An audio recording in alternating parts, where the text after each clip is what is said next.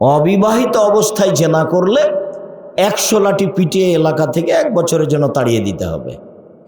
বিবাহ করার পরে জেনা করলে তাকে ইট ঢেল পাথর দিয়ে মেরে মেরে মেরে ফেলতে হবে, বাঁচার পথ নেই। এদেশের লাখো ভাবিকে ইট ঢেল পাথর দিয়ে মেরে ফেলতে হবে যারা দেবরের সাথে জেনায় লিপ্ত হয়েছে। এদেশের লাখো দুলা ভাইকে ইট ঢেল পাথর দিয়ে মেরে ফেলতে হবে যারা শ্যালিকার সাথে জেনায় লিপ্ত হয়েছে।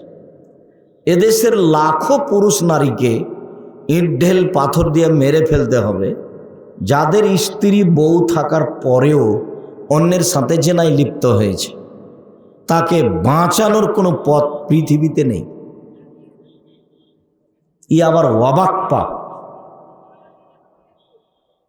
ই এক অবাক পাপ। এই পাপ করার পরে তাকে বাঁচানোর কোনো পথ নেই। শিরক মহাপাপ। কতদিন শুনলাম আব্দুর রাহিক সাহেবের মুখে যে পাপের জগতে সবচেয়ে বড় পাপ কোনটা? শিরক। ও বাঁচার পথ আছে, তওবা করলে আমি আর শিরক করবো না, আল্লাহ তুমি মাফ করো, হয়ে গেল। পাপের জগতে দ্বিতীয় মহাপাপ বাপ মায়ের অবাধ্য চলা। মাকে গালি দিয়েছি, দিয়ে ভুলে হয়ে গেছে, পা ধরে বলছি মা আমার ভুল হয়ে গেছে, আমাকে ক্ষমা করেন, আপনি আমার সব, আমি আপনাকে সম্মান করব আম্মা, জীবন বাজি রেখে, কোনো কিছু সামনে থাকবে না। ঠিক আছে, মা খুশি, মিটে গেছে ওটা। অথচ দ্বিতীয় মহাপাপ। মিথ্যা সাক্ষী দেওয়া পৃথিবীতে তৃতীয় মহাপাপ। আল্লাহ ভুল হয়েছে আর আমি মিথ্যা সাক্ষী দিব না, আল্লাহ ক্ষমা করে দেবেন। তৃতীয় মহাপাপ হলো সন্তান হত্যা করা খাদ্যের ভয়ে। মাত্র 2টা ছেলে মেয়ে, আপনারা 10 ভাই বোন, আর আপনার ছেলে মাত্র 2টা নেন, একটা দুনিয়ার বদ শয়তান। আদর করেন বেশি, সেজন্য শয়তান হয়ে গেছে। তো এগুলো বড় বড় পাপ, কিন্তু এর কারণে তাকে হত্যা করতে হবে এরকম পাপ নয়। জেনা বিবাহ করার পরে জেনা এক অবাক পাপ, জেনা ঘৃণিত পাপ, এক অবাক পাপ, যার থেকে বাঁচার কোনো পথ নেই। আব্দুর রাহিক সাহেব বিচার হলো না, যে বিচার হলো না, আপনি কান্নাকাটি করে বললেন ক্ষমা হয়ে যাবে ইনশাল্লাহ, সেটা ভিন্ন ব্যাপার। আমি দোকানে বসে একজনের বদনাম করেছি, সেটা আর হবে না। কিভাবে হবে? সেটা ওর হাত ধরে বলতে হবে, ভাই আমার ভুল হয়েছে, দোকানে সবার সাথে কথা বলতে বলে আপনার বদনাম করেছি, ভাই আমাকে মাফ করেন। তো ভুল এটা হয়ে গেল, সমাধান হয়ে গেল। এটা আবার তোবা করে হয় না, কিন্তু জেনা তোবা করে হয়, কিন্তু তার গতিবিধি এরকম। এরপরে এই পাপের সাথে জড়িত সুদ।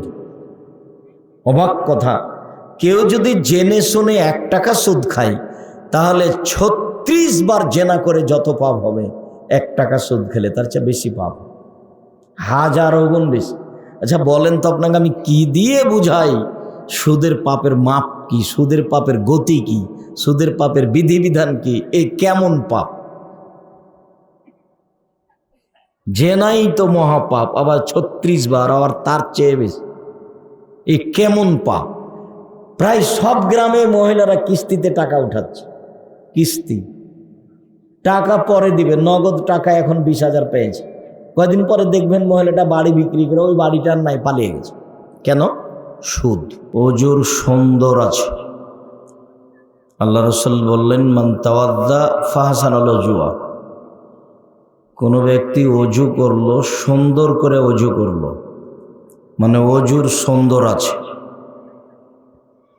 সাল্লা রাকাতাইন, তারপরে 2 রাকাত সালাত আদায় করলো, মুকবিলান আলাইহিমা বিকলবিহি ওয়াজহিহি, মনে প্রাণে ভয় ভীতি নিয়ে, তার মানে আল্লাহকে সন্তুষ্ট করার আশায় মনোযোগ সহকারে 2 রাকাত সালাত আদায় করলো, তাহলে ওয়াজাবাত লাহুল জান্নাত, তার জন্য জান্নাত জরুরি।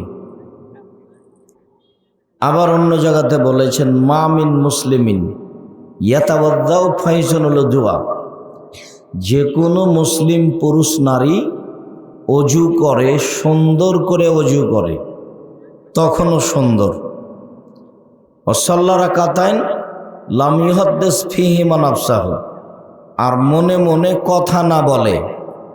অজু করে সুন্দর করে অজু করে আর মনে মনে কথা না বলে, তাহলে ওয়াজাবাত লাহুল জান্নাহ, তার জন্য জান্নাত জরুরি, ও জান্নাতে যাবেই। তো মনে মনে কথা বলা কি জিনিস? আল্লাহ আকবার বলার পরে দেখবেন যে আপনি কোথায় চলে গেছেন। 1 মিনিট পরে দেখবেন ও আমি তো সালাত আদায় করছি। আল্লাহ আকবার বললেই শয়তান আসে।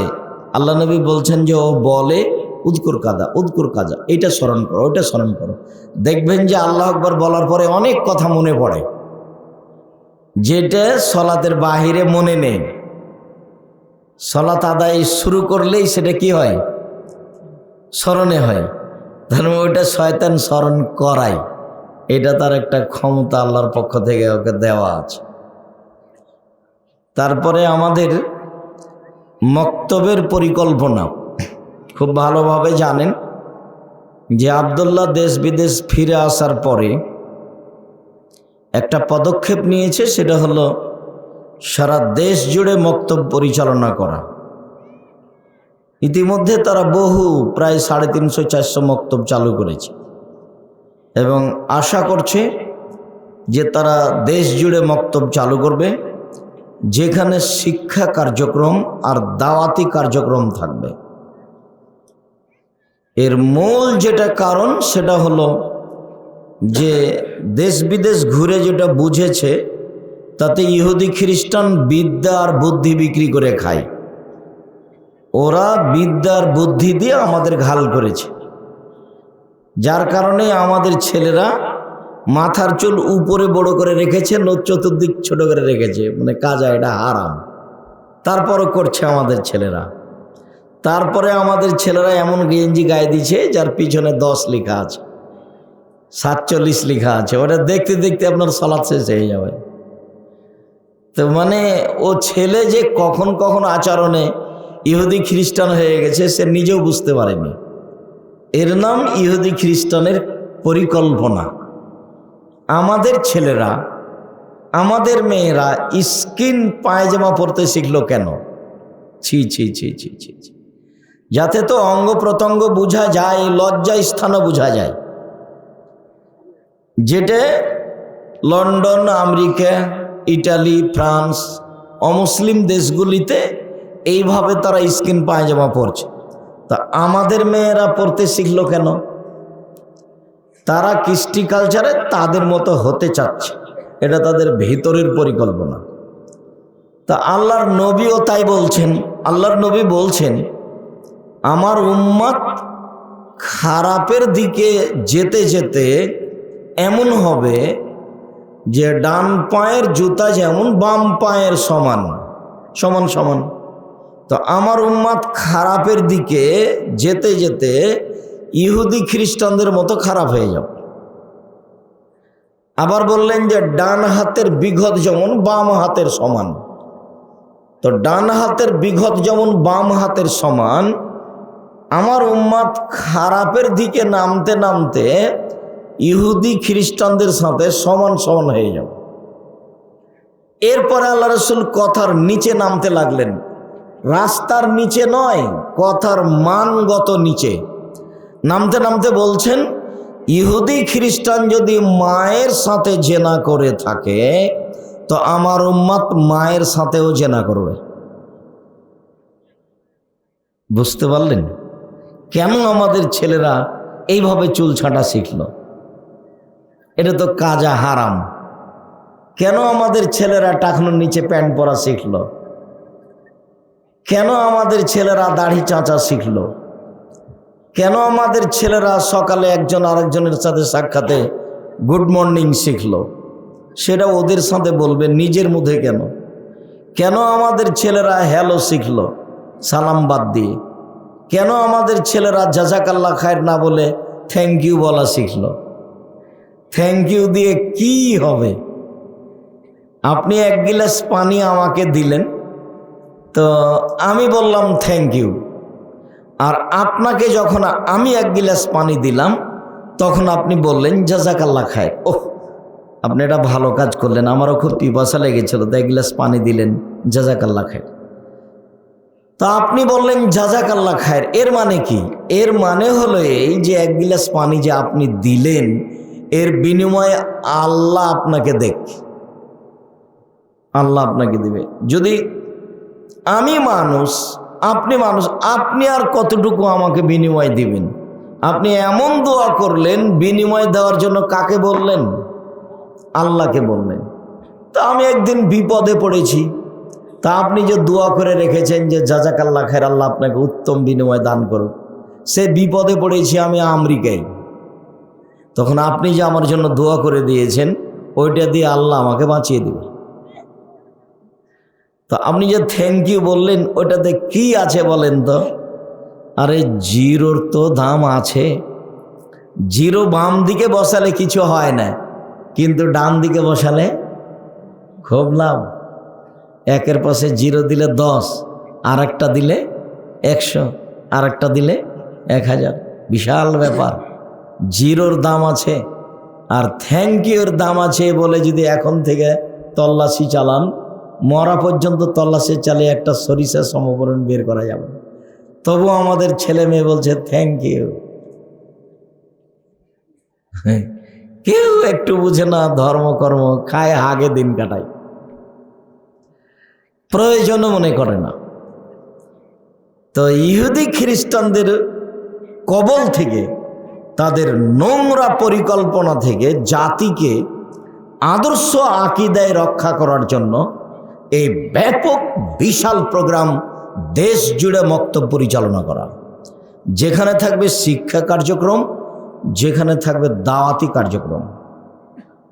এবং এই পদক্ষেপ নিয়ে যেটা পদক্ষেপ নেওয়া হয়েছে, তাতে সিলেবাস তৈরি করা হয়েছে। এই সিলেবাস আমরা পড়ানোর জন্য রাখব। তাতে বই ছাপিয়েছে আব্দুল্লাহ, বই ছাপিয়ে সিলেবাস তৈরি করে মাঠে নেমেছে। আর একটা করেছে, সারা দেশ জুড়ে ইমাম প্রশিক্ষণের ব্যবস্থা করেছে। ইমাম ফিরি যাবে জামিয়া সালাফিয়া ডাঙ্গিপাড়া, ফিরি আসবে, মানে যাতায়াত খরচ দিবে। তারপর ফিরি খাবে, মানে যে কয়েকদিন থাকবে সে কয়েকদিন ওখানে খেতে পাবে ফিরি। এই ব্যাপক পরিকল্পনায় মাঠে নেমেছে যারা, তাদের এই দাবি দেওয়া যে দাওয়াতি কার্যক্রম মক্তব পরিচালনা করা। তো ছেলেরা যারা পদক্ষেপ নিবে তাদের সাথে সাথ দিয়ে কাজ করেন। তাদের একটা দুঃখজনক কথা, সেটা হলো, ও মসজিদের সভাপতি সেক্রেটারি সাহেব, আপনি যে মসজিদে এসি চালু করেছেন, মসজিদে যে টাইলস লাগিয়েছেন, তো মক্তব চালু আছে কি? আব্দুল্লাহ না, তো মক্তব তো চালু নেই। তা আঙ্কেল এক কাজ করেন, এসি বিক্রি করে দেন। ও এসি বিক্রি করার আপনাদের কাছে প্রস্তাব পেশ করেছে, টাইলস খুলে বিক্রি করে দিন। জাতিকে বাঁচাতে হলে মূলত কি করতে হবে? শিক্ষা কার্য ভিত্তি থেকে শুরু করতে হবে। আপনার স্যার সৈয়দ আহমদ আলিগড় বিশ্ববিদ্যালয় তৈরি করেছিল, ইংরেজি শিখে ইংরেজদের তাড়াতে হবে এই উপলক্ষে। তাহলে প্রতিষ্ঠান খুললেন, প্রতিষ্ঠান বড় হলো, ছেলেরা বড় হলো, ছেলেরা ইংরেজি শিখলো, তাদের বিরুদ্ধে লড়লো, তারপর তারা দূর হলো। প্রায় 200 বছর, 190 বছর। কতদিন? 190 বছর। যারা পরিকল্পনায় আলিগড় তৈরি করেছে তারা মরে যাওয়ার পরে হয়েছে। কতদিন পরে হবে? ইনশাআল্লাহ পদক্ষেপ নেন, সহযোগিতা করেন। 10-এর সহযোগিতাই চলে এগুলি, আপনার আর আমার। জামিয়া সালাফিয়াতে প্রতি মাসে বেতন লাগে 32 লক্ষ। কত? 32 লক্ষ।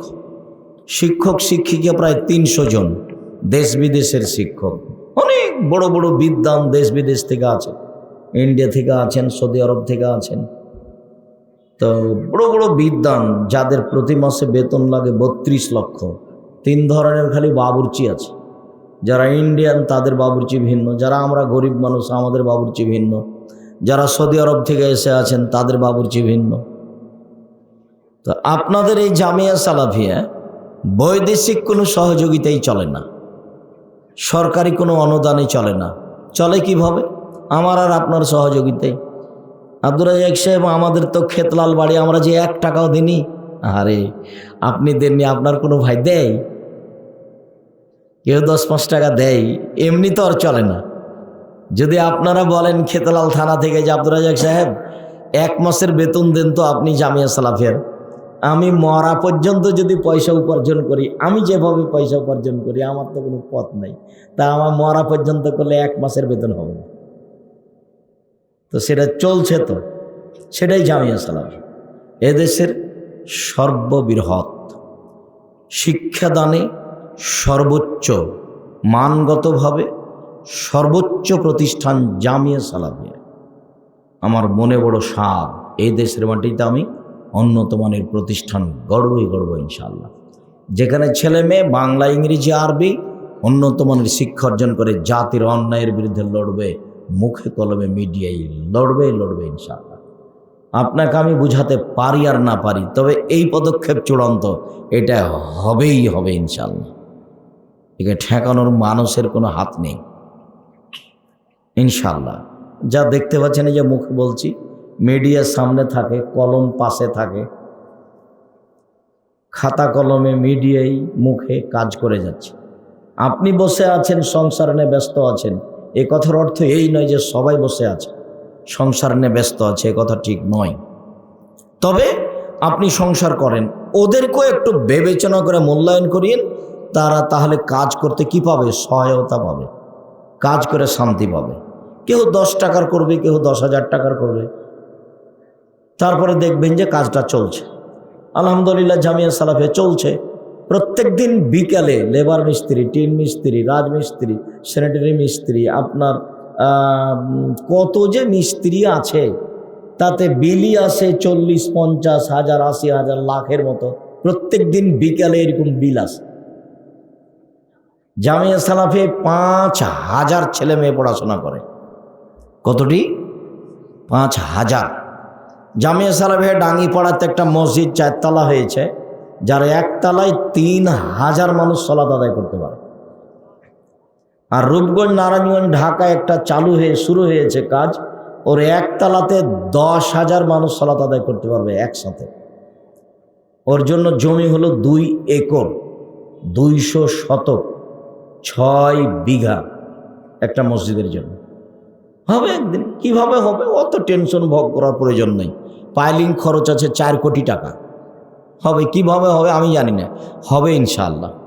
আপনি কি করবেন? আমি বলবো আল্লাহ তুমি জামিয়া সালাফিয়া কবুল করো, বাস এটাই। আমি ওটাই বলছি যে আপনি কি বলবেন?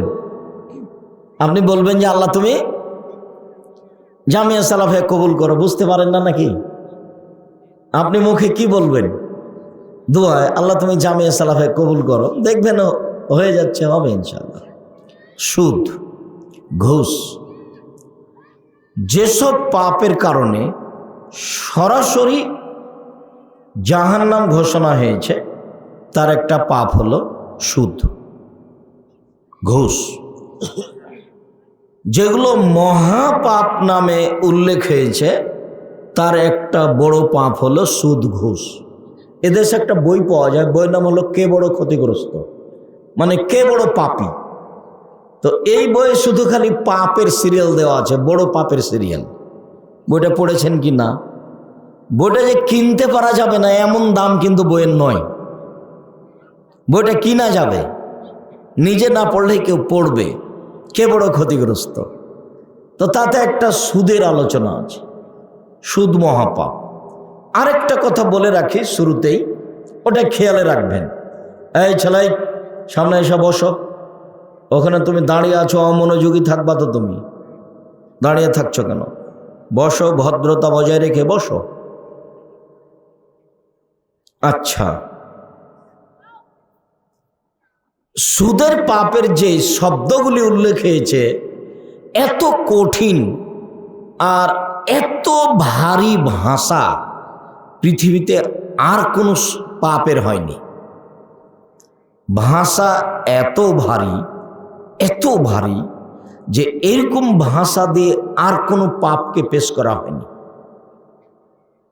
যেমন একটা এখনই বলে রাখি, আল্লাহ নবী বলছেন যে মাই একলো দিরহাম রেবা ইয়ালাম আসাদ্দিন সিত্তাতে সালাসিনা জিনিয়া।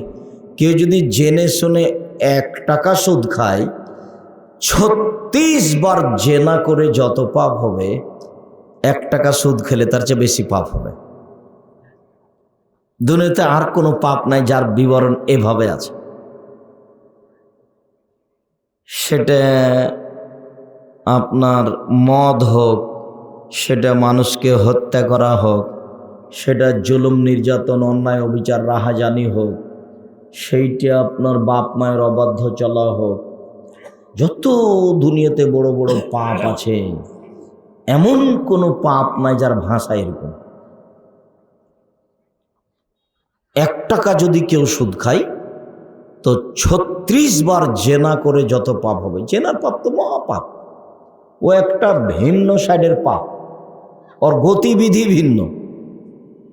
অবিবাহিত অবস্থায় জেনা করলে 100 লাঠি পিটিয়ে এলাকা থেকে 1 বছরের জন্য তাড়িয়ে দিতে হবে। বিবাহ করার পরে জেনা করলে তাকে ইট ঢেল পাথর দিয়ে মেরে মেরে মেরে ফেলতে হবে, বাঁচার পথ নেই। এদেশের লাখো ভাবিকে ইট ঢেল পাথর দিয়ে মেরে ফেলতে হবে যারা দেবরের সাথে জেনায় লিপ্ত হয়েছে। এদেশের লাখো দুলা ভাইকে ইট ঢেল পাথর দিয়ে মেরে ফেলতে হবে যারা শ্যালিকার সাথে জেনায় লিপ্ত হয়েছে। এদেশের লাখো পুরুষ নারীকে ইট ঢেল পাথর দিয়ে মেরে ফেলতে হবে যাদের স্ত্রী বউ থাকার পরেও অন্যের সাথে জেনায় লিপ্ত হয়েছে। তাকে বাঁচানোর কোনো পথ পৃথিবীতে নেই। ই আবার অবাক পাপ, ই এক অবাক পাপ। এই পাপ করার পরে তাকে বাঁচানোর কোনো পথ নেই। শিরক মহাপাপ। কতদিন শুনলাম আব্দুর রাহিক সাহেবের মুখে যে পাপের জগতে সবচেয়ে বড় পাপ কোনটা? শিরক। ও বাঁচার পথ আছে, তওবা করলে আমি আর শিরক করবো না, আল্লাহ তুমি মাফ করো, হয়ে গেল। পাপের জগতে দ্বিতীয় মহাপাপ বাপ মায়ের অবাধ্য চলা। মাকে গালি দিয়েছি, দিয়ে ভুলে হয়ে গেছে, পা ধরে বলছি মা আমার ভুল হয়ে গেছে, আমাকে ক্ষমা করেন, আপনি আমার সব, আমি আপনাকে সম্মান করব আম্মা, জীবন বাজি রেখে, কোনো কিছু সামনে থাকবে না। ঠিক আছে, মা খুশি, মিটে গেছে ওটা। অথচ দ্বিতীয় মহাপাপ মিথ্যা সাক্ষী দেওয়া পৃথিবীতে তৃতীয় মহাপাপ। আল্লাহ ভুল হয়েছে আর আমি মিথ্যা সাক্ষী দিব না, আল্লাহ ক্ষমা করে দেবেন। তৃতীয় মহাপাপ হলো সন্তান হত্যা করা খাদ্যের ভয়ে। মাত্র 2টা ছেলে মেয়ে, আপনারা 10 ভাই বোন, আর আপনার ছেলে মাত্র 2টা নেন, একটা দুনিয়ার বদ শয়তান। আদর করেন বেশি, সেজন্য শয়তান হয়ে গেছে। তো এগুলো বড় বড় পাপ, কিন্তু এর কারণে তাকে হত্যা করতে হবে এরকম পাপ নয়। জেনা বিবাহ করার পরে জেনা এক অবাক পাপ, জেনা ঘৃণিত পাপ, এক অবাক পাপ যার থেকে বাঁচার কোনো পথ নেই। আব্দুর রাহিক সাহেব বিচার হলো না, যে বিচার হলো না, আপনি কান্নাকাটি করে বললেন ক্ষমা হয়ে যাবে ইনশাল্লাহ, সেটা ভিন্ন ব্যাপার। আমি দোকানে বসে একজনের বদনাম করেছি, সেটা আর হবে না। কিভাবে হবে? সেটা ওর হাত ধরে বলতে হবে, ভাই আমার ভুল হয়েছে, দোকানে সবার সাথে কথা বলতে বলে আপনার বদনাম করেছি, ভাই আমাকে মাফ করেন, তো ভুল এটা হয়ে গেল, সমাধান হয়ে গেল। এটা আবার তোবা করে হয় না, কিন্তু জেনা তোবা করে হয়, কিন্তু তার গতিবিধি এরকম। এরপরে এই পাপের সাথে জড়িত সুদ। অবাক কথা, কেউ যদি জেনে শুনে 1 টাকা সুদ খায় তাহলে 36 বার জেনা করে যত পাপ হবে, 1 টাকা সুদ খেলে তার চেয়ে বেশি পাপ, হাজারো গুণ বেশি। আচ্ছা বলেন তো আপনাকে আমি কি দিয়ে বুঝাই সুদের পাপের মাপ কি, সুদের পাপের গতি কি, সুদের পাপের বিধিবিধান কি? এই কেমন পাপ? জেনাই তো মহাপাপ, আবার 36 বার, আবার তার চেয়ে বেশি। এই কেমন পাপ?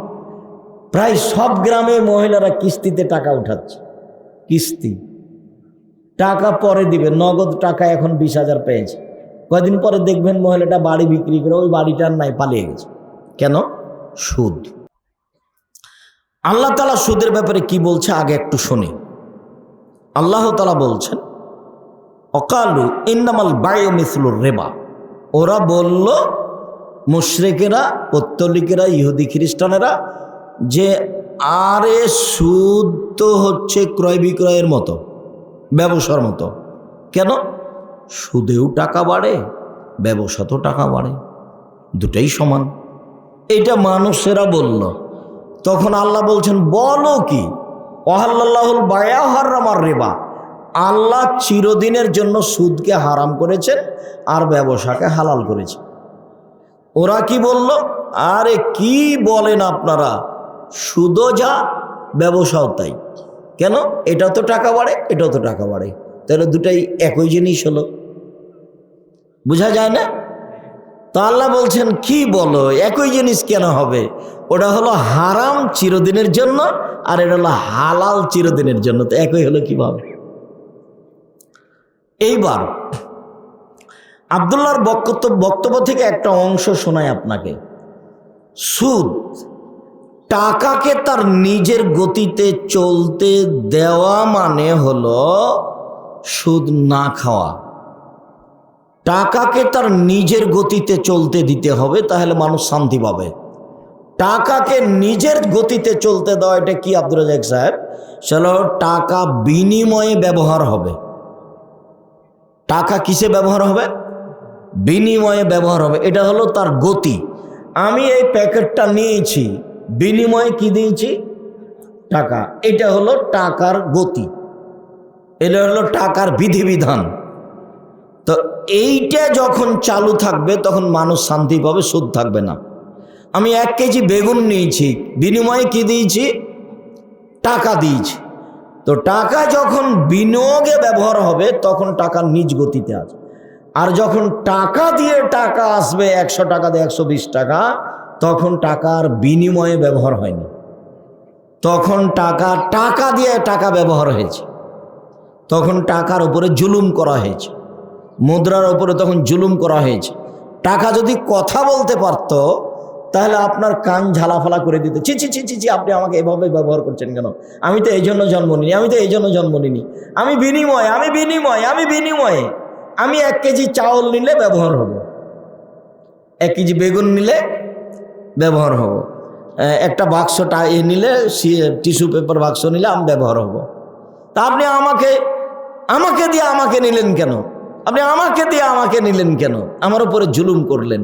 তো টাকার উপরে জুলুম করলে মানুষ নিঃস্ব হয়ে যাবে। তখন আল্লাহ বলছে, পৃথিবীর মানুষ শুনে রেখো, ইয়ামহাকুল্লাহুর রিবা ইউরবিস সাদাকাত, সুদ মানুষের টাকাকে কমিয়ে দেয়, দান মানুষের টাকাকে বেশি করে দেয়। সুদ মানুষকে ভিক্ষুক বানায়, দান মানুষের টাকাকে বেশি করে দেয়। যারা সুদ খাচ্ছে ওরা একদিন না একদিন ভিক্ষুক হবেই, হতেই হবে। ও হবে, না হলে তার ছেলে হবে, না হলে তার নাতি হবে, ভিক্ষুক হতেই হবে ইনশাআল্লাহ। ও তো আল্লাহ বলেছেন, আমি আর আপনি ইনশাআল্লাহ বললে হবে না? বললে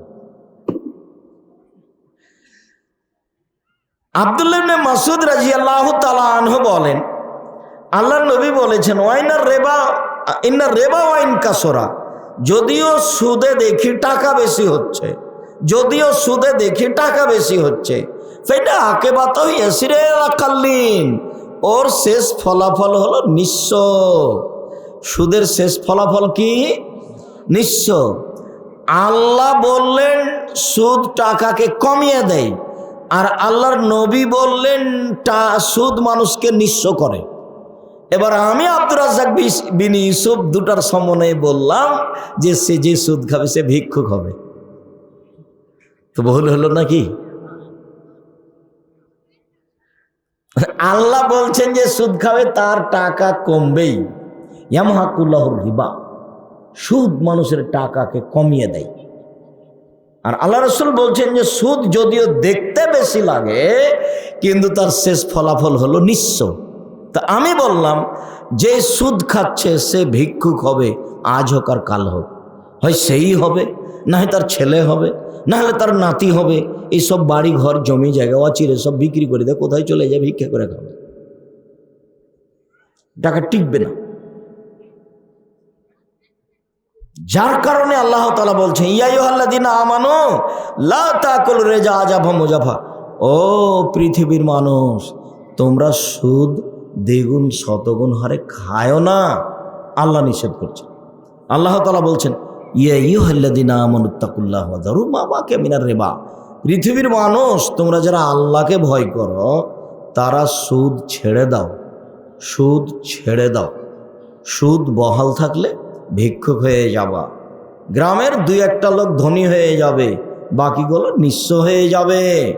দেশের দুই একটা লোক ধনী হয়ে যাবে, বাকি লোক নিঃস্ব হয়ে যাবে। পৃথিবীর দুই একটা দেশ ধনী হয়ে যাবে, বাকি দেশগুলি দেউলিয়া হয়ে যাবে। এটা হলো সুদের ফলাফল। এই কথা কিন্তু আমি বলিনি, এই কথা কে বলছেন? মুহাম্মদ সাল্লাল্লাহু আলাইহি ওয়াসাল্লাম বলছেন, আল্লাহ তাআলা বলছেন, আল্লাহ তাআলা বলছেন, মুহাম্মদ সাল্লাল্লাহু আলাইহি ওয়াসাল্লাম বলছেন সুদ খুব ভয়াবহ পাপ। চলুন দেখি। জাবের রাদিয়াল্লাহু তাআলা আনহু বলেন, রাসূল সাল্লাল্লাহু আলাইহি ওয়াসাল্লাম বলেছেন, রাসূল সাল্লাল্লাহু আলাইহি সাল্লাম অভিশাপ করে রিবা মুকিলাহু ওয়া কাতিবাহু ওয়া শাহিদাই, যে সুদ খায় তার উপরে অভিশাপ, যে সুদ দেয় তার উপরে অভিশাপ, যে সুদ লিখে তার উপরে অভিশাপ, যে সুদের উপরে সাক্ষী থাকে তার উপরে অভিশাপ। ব্যাংক এভাবেই চলে। তো অকালাহুম সাওয়া, সবাই সমান। যে খেলো সে যে পরিমাণ পাপী, যে দিল সেও সেই পরিমাণ পাপী, যে কলমে লিখলো সেও সেই পরিমাণ পাপী, যে লিখার উপরে সাক্ষী থাকলো সেও সেই পরিমাণ পাপী। তারা সবাই। যার কারণে ব্যাংকের টাকা আপনি লোন উঠাতে পারবেন না সাক্ষী ছাড়া। বুঝেন না কথা মনে হয়? ম্যানেজার লেখাবে কর্মচারী দিয়ে, তারপরে কি লাগবে? সাক্ষী লাগবে, তারপরে আপনি টাকা নিয়ে যাবেন। আর এদেশে এমন কোনো ব্যাংকিং ব্যবস্থা নেই, এমন কোনো ইন্স্যুরেন্স নেই যেটা সুদমুক্ত আছে। টাকা এভাবে উপার্জন করে কোনো লাভ নেই। হানজালা, আব্দুল্লাহ ইবনে হানজালা গাসিলিল মালায়েকা, হানজালার ছেলে আব্দুল্লাহ বলছেন, আল্লাহর নবী বলেছেন যে মায়াকুল দিরহাম রেবাহ ইয়ালাম আসাদ্দু মিন সিত্তাতি ওয়া সালাসিনা জিনিয়া, কেউ যদি জেনে শুনে 1 টাকা সুদ খায়, 36 বার জেনা করে যত পাপ হবে, 1 টাকা সুদ খেলে তার চেয়ে বেশি পাপ হবে।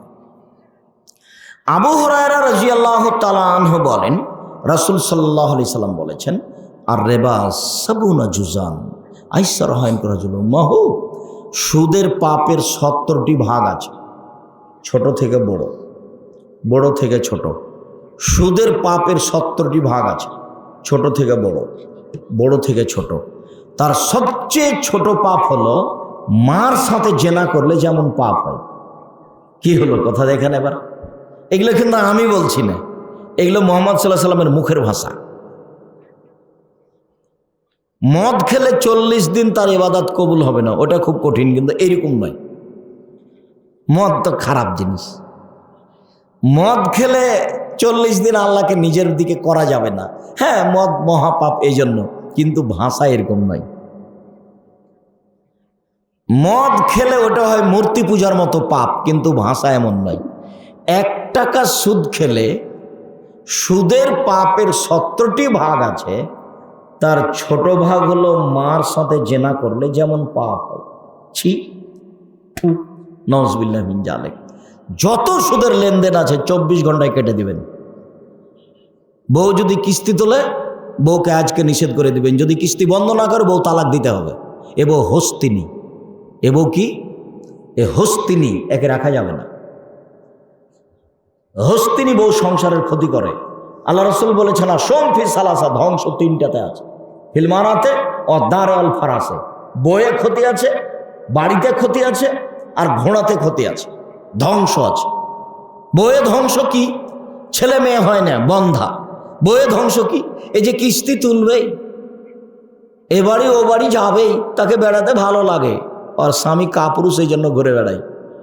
বলতে পারেন না দাঁত খুলে দেবো একবারে, হিসাব বানা। আল্লাহ নবী বলছেন, ইয়া মাশারা সাবাব, ও যুবক দল, মানিস্তাত মিনকুমুল বাত ফালিয়াতাজাওয়াজ, তোমরা যারা বউ লালন পালন করতে পারবা তারা বিবাহ করো। বউ লালন পালন 1 নাম্বার, টাকা লাগবে বউ লালন পালন করলে। কি লাগে? টাকা। 2 শারীরিক ক্ষমতা, তার সাথে সংসার করার মতো ক্ষমতা থাকতে হবে শারীরিক। 3 কন্ট্রোল ক্ষমতা। 1 কোথায় গেছিলে? আপনাকে বাঘের মতো ভয় করবে। যেমন আপনি স্বামী, আপনাকে 5 পয়সা দাম দেয় না, ও 5 পয়সা দাম না দেখ, তবে আপনি তাকে তালাক দিতে পারেন, এই অধিকার আপনার আছে। হ্যাঁ, ওরও অধিকার আছে তালাক নিতে পারে। কাজীর কাছে গিয়ে 3 তালাকের একটা খোলা তালাক ঘোষণা দিই, আপনার কাছে পত্র পাঠিয়ে দিবে যে আমি আরেকজন স্বামী ধরবো, মর্মে আপনাকে ছেড়ে দিলাম। তবে আপনি পুরুষ, কেন যে এভাবে বসবাস করেন আমার বুঝে আসে না। কেন যে আপনার বউ মাঠে কাজ করতে যায়? এটা আবার জয়পুরহাট। আব্দুর রাজ্জাক সাহেব, জয়পুরহাট মানে কি বলতে চাইলেন? অনেক মহিলা মাঠে কাজ করতে যায়, এটা বলতে চাইলাম। অনেক মহিলা মাঠে, না না না না, আমাদের এলাকায় যায় না। ভালো কথা, যায় না, ভালো ভালো না গেলেই তো হলো। তো এটা আবার জয়পুরহাট, বগুড়া, এটা বলে কি বললেন? এটা বলে বললাম যে বাড়ি ঘেরা নেই, ফাঁকা জায়গাতে বউ রান্না বান্না করে। তো চাঁপাইনবাবগঞ্জ এরকম নাই? জি না, বাড়ি চতুর্দিক ঘেরা আছে, ইট দিয়ে না হয় চটছালা দিয়ে একটা দরজা আছে, সেখানে আসসালামু আলাইকুম বলে ঢুকতে হবে। আপনার দরজায় তো নাই, সালাম দেব কোথায়? আপনার বাড়ি ঘর সাতক্ষীরার মতো। সাতক্ষীরা মানে ওইদিকে একটা ঘর, এদিকে একটা ঘর, মধ্যে গরুর গাড়ির রাস্তা। অথচ জয়পুরহাটের জমিতে 3টা ফসল হয় বছরে। কয়টা? 3টা, মানে উর্বরতায় খুব বেশি। চাঁপাইনবাবগঞ্জ বছরে 1টা 2টা, আগে হইতোই না। বছর পরে একদিন ধান করেছে, বন্যা এসে ডুবে গেছে, বছর শেষ, আল্লাহ মাফ কর। এভাবে দিন পার হয়ে গেছে। সম্মানিত দিনী ভাই বোন, আমরা বলছিলাম যে সুদের পাপের গতিবিধি খুব কঠিন। রাসূল সাল্লাল্লাহু আলাইহি সাল্লাম বলছেন, কুল্লুল লাহমিন নাবাতা মিনাস সাওতি কানাতিন নার আউলা বিহি। যেই শরীরটা সুদে বাড়ে সেই শরীরটার জন্য জাহান্নাম যথেষ্ট। লায়াত খুলাল জান্নাত লাহমুন নাবাতা মিনাস সাওতি। ওই শরীর জান্নাতে যাবে না যেই শরীরে হারাম উপায়ে বাড়ে। সুদ হারাম, সুদ হারাম, সুদ জেনার চেয়ে বেশি হারাম। 24 ঘন্টার মধ্যে সুদের যত লেনদেন আছে সব বন্ধ করতে হবে। ব্যাংক থেকে লোন নিয়ে বাড়ি করতে হবে না, ব্যাংক থেকে লোন নিয়ে ব্যবসা করতে হবে না, যার লোন আছে তার জানাজা হবে না। আল্লাহ রাসূল বলতেন একটা দোয়াতে, দোয়ার শেষে, দোয়াটা প্রথম থেকে পড়ি, আল্লাহুম্মা ইন্নী আউযু বিকা মিন আযাবি জাহান্নাম। আল্লাহ, তোমার কাছে জাহান্নাম থেকে বাঁচতে চাচ্ছি। আউযু বিকা মিন আযাবিল কাবর, বাঁচতে চাচ্ছি বড় পাপ হতে, বাঁচতে চাচ্ছি ঋণ কর্য হতে, বাঁচতে চাচ্ছি বড় পাপ হতে, বাঁচতে চাচ্ছি ঋণ কর্য হতে। জীবনে যেন আমার ঋণ না হয়। মানে ঋণ থাকলে জানা যায় হবে না। তো আপনি করলেন জীবনে কি? ঋণ নিয়ে যে বাড়ি করলেন, কোণে ঘর অনেক ভালো, কোণে ঘর অনেক ভালো, আর এত কিছু করে কি করবেন? সম্পদ 4 ভাগে বিভক্ত। আল্লাহ নবী বললেন মানুষের সম্পদ কয় ভাগে বিভক্ত? 4 ভাগে। 1, মা আকালা ফাবনা, যা খেলো তা পায়খানা, যা খাবে সেটা কি? পায়খানা। অবলাবেসা ফাবলা, যেটা পড়লো সেটা পুরাতন, ছিঁড়ে যাবে। 3, ওমা আতা ফাক্তানা, যেটা দান করলে সেটা জমা হলো। 4, ওমা সেওয়া দালে কাফা জাহেবুল্লি না, সে বাকি যা থাকবে তা মানুষে ভাগ করে নিবে, প্রয়োজনে মারামারি করে, প্রয়োজনে মামলা করে। মরার পরের দিন ভাই ভাই মারামারি লাগিয়ে দিয়েছে, বলছে যে ভিটা বাড়ি আমি নিব, তো বলছে তোকে ভিটা বাড়ি দিব কেন, আমি নিব, মারামারি লেগে গেছে, দে মামলা। জমি ওরা ভাগ করে নিবে মারামারি করে। আমাদের গ্রামে বাপ মরার পরে 2 ভাইয়ে ঝগড়া লাগিয়ে দিয়ে সব কিছু ভাগ করে দিকে ঢেঁকিটে কেটে ভাগ করে নিয়েছিল, ঢেঁকিটে কেটে ভাগ করে নিয়েছিল আমাদের গ্রামে। তা আমার মা খালি বলতো যে কত সব ছেলেপেলেরা খালি বড় হয়ে বাড়ি ঘর নিয়ে খালি মারামারি করে, তা আমার ছেলেরা যে কি করবে? তো ছেলেরা, আমার মা একদিন বলছিল ছেলেগুলো একদিন ভাগ করে ভিন্ন ভিন্ন করে দেবে। তো ওই সুযোগই আমার মা দেখলো না, আমরা তো কোনোদিনই এক জায়গাতেই হয়নি, তো ভাগ কিভাবে বাড়ি ঘরে ঝামেলা কি। যেদিন আমার বাপ মরেছে মাটি দিয়ে এসে জমি ভাগ করে দিয়েছি, যদিও আমি জমি দেখেছি, আমার ছোট ভাই জমি দেখেইনি। যেটুকু আমার আব্বার জমি আছে ওরা সব গ্রামের আমার বোনেরা স্বামীরা ওরাই চাষাবাদ করে, আমরা জমি জায়গাতে কোনোদিন যাই না, আজও যাই না। তবে আমি জমি জায়গা চিনি, কোথায় কোথায় আছে। আমার ছোট ভাই মোস্তফা কামাল জমি জায়গা চিনে না। চলেন, জমি জায়গার ফলাফল 4টে, অর্থ সম্পদ 4 ভাগে ভাগ। মনে থাকবে না মনে হয়? 1, যেটা খাবেন সেটা কি? নষ্ট হবে, পায়খানা। যেটা পরবেন সেটা কি? সেটা পুরাতন, নষ্ট হয়ে পুরাতন ছিঁড়ে যাবে।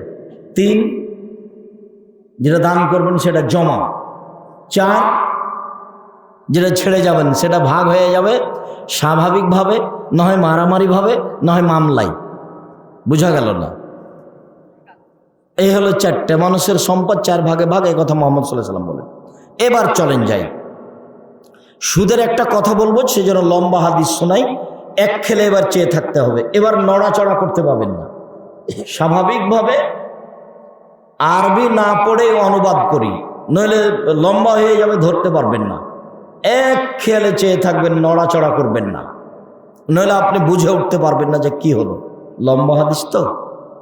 সামরা ইবনে জুনদুব বলছেন, আল্লাহর নবী ফজরের সালাত আদায় করে আমাদের মুখামুখি বসতেন, জিজ্ঞাসা করতেন, তোমরা রাতে স্বপ্নে কিছু দেখেছ? তা আমরা দেখলে বলতাম। তখন আল্লাহ রাসূল বলতেন, হ্যাঁ, তোমার স্বপ্নের তাবির এই, তোমার স্বপ্নের তাবির এই, তোমার স্বপ্নের তাবির এই, এভাবে বলে দিতেন। তো একদিন সকালে বলছেন, তোমরা কি স্বপ্নে কিছু দেখেছ? আমরা বললাম, জি না, আমরা স্বপ্নে রাতে কিছু দেখিনি। তখন আল্লাহ রাসূল বলেন, শোনো, আমি স্বপ্নে দেখেছি যে 2 জন ফেরেশতা আমার কাছে আসলেন। এই ছেলে, বসো, কাজ দেখাচ্ছ আমাকে? তো আল্লাহ নবী নিজে বলছেন যে আমি স্বপ্নে দেখলাম যে 2 জন মানুষ আমার কাছে আসলো, এসে আমার 2 হাত ধরলো, ধরে নিয়ে চলে যাচ্ছে। তো দেখি এক জায়গাতে একটা লোক বসে আছে আর একটা দাঁড়িয়ে আছে।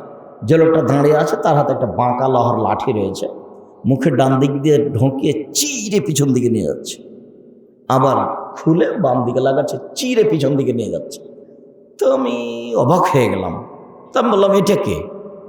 তখন তারা 2 জন বললেন, চলতে থাকেন। তো আমি কিছু না বলে চলতে থাকলাম। একটু আগে এসে দেখি একটা লোক চিথে শুয়ে আছে, আর পাশে একটা লোক, তার হাতে পাথর আছে, মেরে তার মাথাকে ভেঙে চৌচির করে দিচ্ছে। তো পাথরটা মারতেই মাথাটা ভেঙে যাচ্ছে, পাথরটা দূরে চলে যাচ্ছে, আবার নিয়ে এসে মারছে। আমি বললাম, এ কি? তারা 2 জন বললেন, চলতে থাকেন। আমি আর কিছু না বলে চলতে থাকলাম। হঠাৎ দেখি একটা গর্ত, চুলহার মতো, ওপরের দিক সংকীর্ণ, নিচের প্রশস্ত, তাতে আগুন জ্বলছে, ধাঁধা ধাঁধা ধাঁধা করে উপরে উঠে যাচ্ছে, আবার নিচে নামছে। দেখি তাতে উলঙ্গ অবস্থায় পুরুষ আর নারী জ্বলছে, এভাবে জমা ধরে আছে পুরুষ নারী। তা আমি তো অবাক হয়ে গেলাম, ইন্না লিল্লাহি ওয়া ইন্না ইলাইহি রাজিউন। এই কি কথা?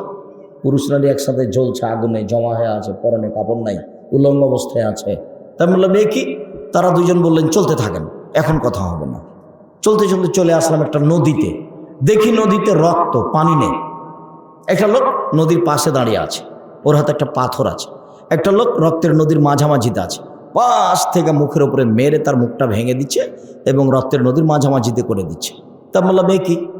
তারা 2 জন বললেন, চলতে থাকেন। চলতে থাকলাম, আস্তে আস্তে একটা বড় বাগানে চলে আসলাম, সবুজ বাগান।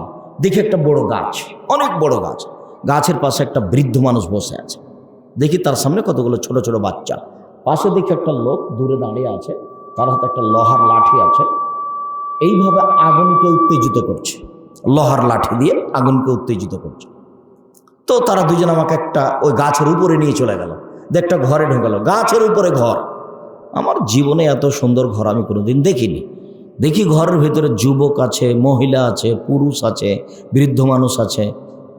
তারা 2 জন আমাকে বের করে নিল, ওপরে আর একটা ঘরে ঢোকালো। আল্লাহুস সামাদ, পরের ঘরটা আরো সুন্দর।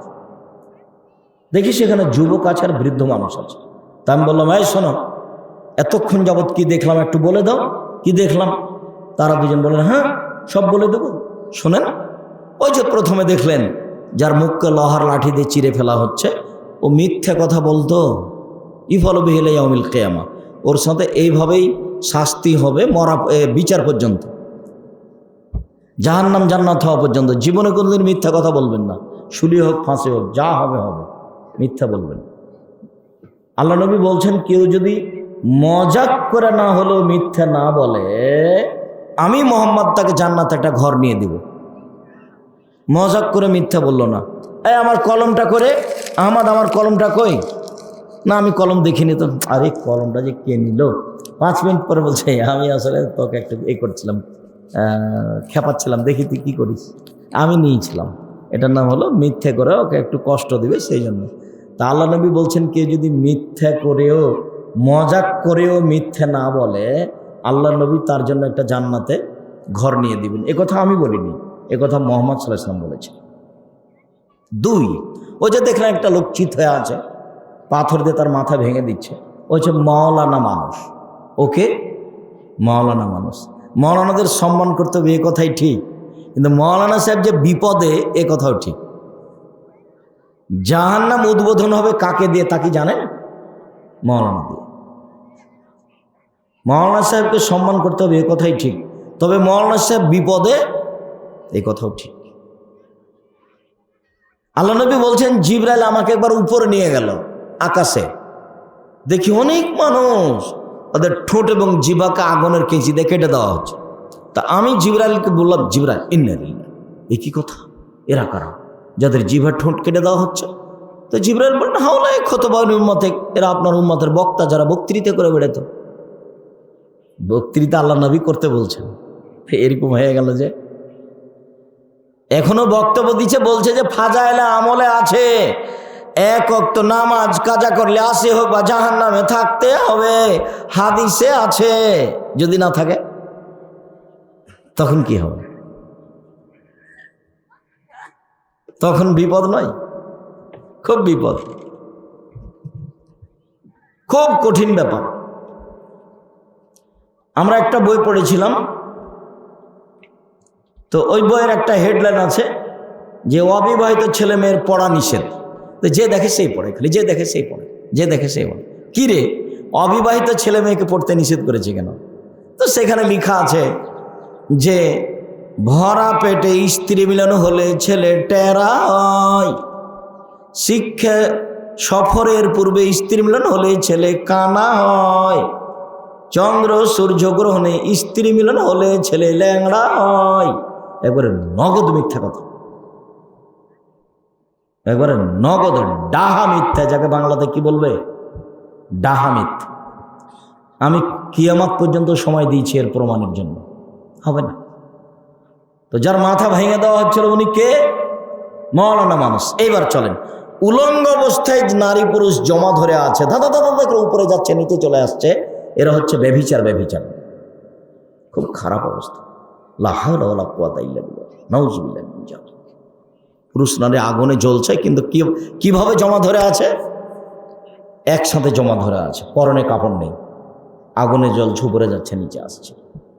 তারপরে যে আপনি রক্তের নদীতে একটা লোককে দিলেন, এই হলো সুদখোর। এই বাক্যটা সুদের আলোচনার সাথে সম্পৃক্ত। বুঝা গেল না?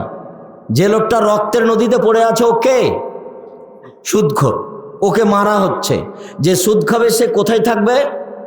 রক্তের নদীতে। পাশ থেকে ফেরেশতা তার মেরে মুখ ভেঙে দেবে একবারে। এটা হলো বুখারী মুসলিমের হাদিস। 24 ঘন্টার মধ্যে সুদের লেনদেন বন্ধ করতে হবে। যারা আমার সামনে আছেন তাদেরকে বলছি, যারা অনলাইনে আমার সাথে আছেন সারা পৃথিবীর যে কোনো প্রান্ত থেকে, এবং যারা আমার এই বক্তব্য শুনবেন তাদেরকে অনুরোধ জানাচ্ছি, 24 ঘন্টার মধ্যে সুদ থেকে ফিরে আসতে হবে। যত কিস্তি লেনদেন আছে সব বন্ধ করতে হবে। বউ কথা না শুনলে বউ হুস্তিনি, তাকে তালাক দিতে হবে, এই কথাই ঠিক। তবে তালাক দিতে আমি আদেশ করিনি, এটা আমার পরামর্শ, এটা আমার পরামর্শ। এ বউ নিয়ে চলে কি হবে? কেন কিস্তিতে নাম দিবে? কেন? ভিক্ষা করে খাবো। উপার্জনের প্রথম পথ হলো জমিদারি। আমার বাপের জমি আছে 100 বিঘা 200 বিঘা জয়পুরহাট জেলায়, চাষাবাদ করে খাবো। লিজ দিব, লিজ, লিজ যায়, লিজ বুঝেন তো? হ্যাঁ, পত্তন মানে টাকাও শেষ, জমিও শেষ। 1 বছরের জন্য এই জমি 20,000 টাকা, টাকা নিয়ে আপনি 1 বছর পাস, জমি আপনার আবার। এনা হলো লিজ। দেন, বাপের জমিদারি আছে, জমিদারি করে খান, সমস্যা নেই। নাহলে ব্যবসা করে খান, সমস্যা নেই। নাহলে দিন মজুরি করে খান, সমস্যা নেই। বলেন তো উপার্জনের শেষ পথ কি? ভিক্ষা। ভিক্ষা করে খেতে রাজি আছি, কিস্তি তুলে বাঁচতে রাজি নয়। কিস্তিতে টাকা উঠে বাঁচতে রাজি নয়। ওই পথে বাঁচবো না। মরতে যেহেতু এসেছি, বাঁচতে আসেনি, কাজে ওই পথ দিয়ে বাঁচতে রাজি নই। মরতে আসেনি, মরা তো লাগবে একদিন। তো যে কয়েকদিন বেঁচে আছি সেই কয়েকদিন ভুল পথে বাঁচতে রাজি নই। 24 ঘন্টার মধ্যে কিস্তি বন্ধ করতে হবে, সুদের লেন বন্ধ করতে হবে। ব্যাংকে টাকা রেখে দিয়েছে 20 লক্ষ, প্রতি মাসে আছে 10,000। কত সুবিধাজনক ব্যবসা রে, কোনোদিন ক্ষতি হয় না, টেনশন নাই, মাস গেলে টাকা। ধর্ম পাগল হয়ে গেছে। ধর্ম রাজশাহীর চাঁপাইনবাবগঞ্জের হাওয়াই লাড্ডু, दोनों हाथ में लड्डू है, जो चाहे इसको खा ले, जो चाहे इसको छोड़ दे। টাকা ছিল রিটায়ার্ডের 30 লাখ ব্যাংকে রেখে দিয়েছে, প্রতি মাসে 20,000, প্রতি মাসে 20,000, প্রতি মাসে 30,000। ধর্ম পাগল হয়ে গেছে। জি না, ওই টাকা দিয়ে ব্যাংকে রেখে সে টাকা উপার্জন করা হারাম। দেখি কোন মায়ের বেটার বৈধতা দিতে পারে? ভুল হিসাব, ভুল হিসাব, সুদ, সুদি। ব্যাংকের সাথে লেনদেন করে আপনি বলবেন আমি বৈধ পথে আছি। কে বলল আপনাকে? যিনি বলেছেন তিনি ভুল পথে আছেন, তাকেই তওবা করে আসতে হবে। 16 বছর ছাত্র জীবন, 34 বছর শিক্ষক জীবন, 26 বছর থেকে ফতোয়া লিখি। জাতির উপকারে আছে, জাতির ক্ষতি করার জন্য। জাতির যদি রাস্তাঘাট করে দিতে না পারি, জাতির যদি স্কুল কলেজ করে দিতে না পারি, জাতিকে চূড়ান্ত সঠিক ধর্ম দিতে পারবো ইনশাআল্লাহ। ধর্মের ব্যাপারে ফাঁকি দিয়ে জাতিকে, ফাঁকি দিয়ে পরকাল হারাতে রাজি নয়। তারপরে যে আপনি দেখলেন একটা বড় গাছের পাশে বৃদ্ধ মানুষ, উনি হলেন ইব্রাহিম আলাইহিসসালাম। ওই যে দেখলেন কতগুলি ছেলে, ওরা হলো সবার ছেলে, জান্নাতে যাবে ওরা। পাশে যে একটা লোক দেখলেন, তার হাতে একটা লোহার লাঠি রয়েছে, আগুনকে উত্তেজিত করছে, উনি হচ্ছেন জাহান্নামের মালিক। আপনি যে প্রথম ঘরটাতে ঢুকলেন, এটা সাধারণ মোমেনের ঘর। এখন যেটা থেকে বের হলেন, এই যে এখন, এটা হলো শহীদদের ঘর। এই যে আমি আপনার ডান হাত ধরে আছি, আমি হলাম জিবরাইল। এই যে আপনার বাম হাত ধরে আছেন, ইনি হলেন মেকাইল। আপনি মাথাটা একটু উপর দিকে করেন তো। করলাম। এই যে এটা সুন্দর ঘরটা আপনার। ও, এটা আমার ঘর? তাহলে তোমরা ছেড়ে দাও, আমি ঘরে ঢুকে যাই। না না না না না, আপনার বয়স বাকি আছে। যেদিন আপনার বয়স শেষ হয়ে যাবে, সেদিন আপনি এই ঘরে চলে আসবেন। বুখারী। সম্মানিত দিনী ভাই বোন, আপনাকে সুদের আলোচনা শোনানোর জন্য যাতে একটা অংশ আছে, সেটা হলে রক্তের নদীতে পড়ে থাকবে। ঘুষের ব্যাপারে বলেছেন আল্লাহ রাসূল, রাসিয়াল মুরতাসি আল্লাহ আল্লাহর রাসেল মুরতাসিয়া। আল্লাহ অভিশাপ করেছেন যে ঘুষ দেয় যে নেয়, যে ঘুষ দেয় যে নেয়। ঘুষ দেওয়া হারাম, ঘুষ নেওয়া হারাম। ঘুষ দিয়ে কিছু করতে চাইবেন না। আল্লাহ তুমি আমাদের প্রতি সহায় হও, আমরা যেন তোমার রাসূলের পদ্ধতি অনুযায়ী চলতে পারি। আল্লাহ তুমি তৌফিক দান করো।